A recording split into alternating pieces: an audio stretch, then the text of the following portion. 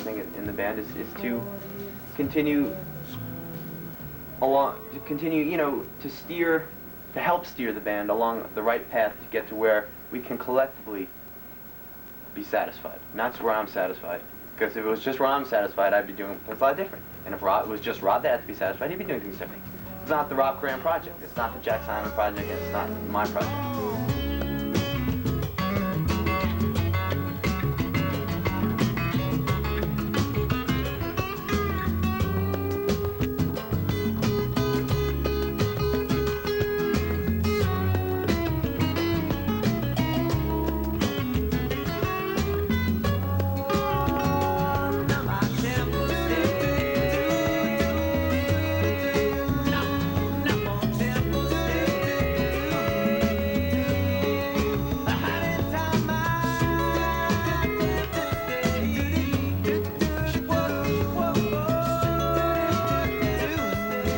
I'm more like Paul than I am Rob. In some respects, but I'm more like, you know, Rob than I am Paul in others. So. You also have a lot of history with Rob. Yeah.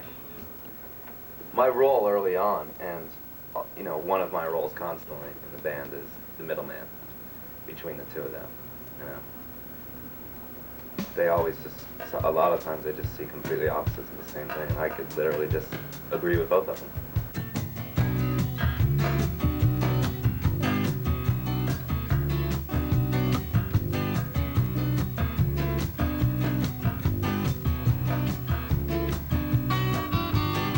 Directions are deceiving, though there's only two to choose.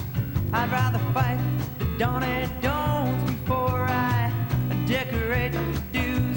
Yeah, rectified standing on phrases.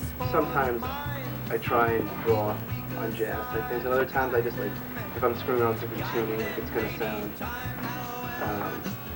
it won't sound like jazz, it'll sound more like American type, not folk, American type rock and roll stuff. So. But I don't sit down and like want a certain style. There's certain things I don't want to have. I know that much. I mean, I don't want like your typical like folk progression right. that everybody's heard before. Being different, you know, coming up when you don't want to write the same song over and over again. Whereas, you know, it's hard with the same musicians, the same voices to sound different every time you write a song. So you try and write something that doesn't sound anything like what you wrote before. It's a reality I see blue, but I would caution to tell you it's blue. I don't want the world to unite, for then we'll have to fight for freedom.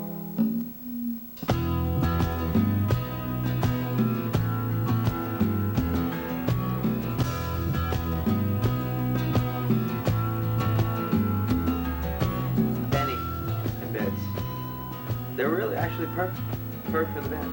I mean, Benny's such a professional studio musician. That's all he does, is go in the studio and record. Right. And Bitz has, you know, Bitz is just like a college student, you know. He came into this thing, this Mohegan thing, and there he is. Rob, Paul, and Jack played together for a long time as an acoustic trio, and then they added drums, and then they added bass, so I was the last member right now to join.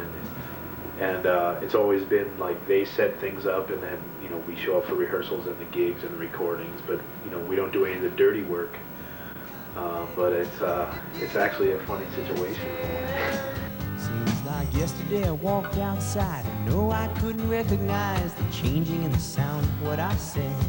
But as I tried to clear my mind, I heard a bass line going dum dum dum and upside in the backswing of my head.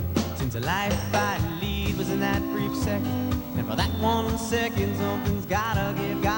I just keep imagining the life I need is under me, but now it's taking over me. Get that out of my head, it ain't the barrier that counts. You gotta give it a chance. It's not the barrier that counts. Please.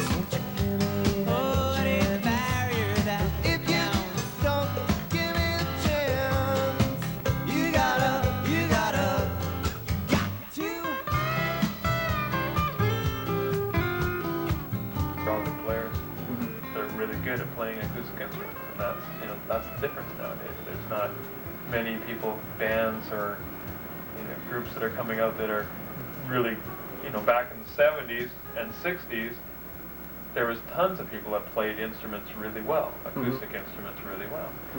And nowadays there's less and less of that because people are relying more and more on computers to do their music.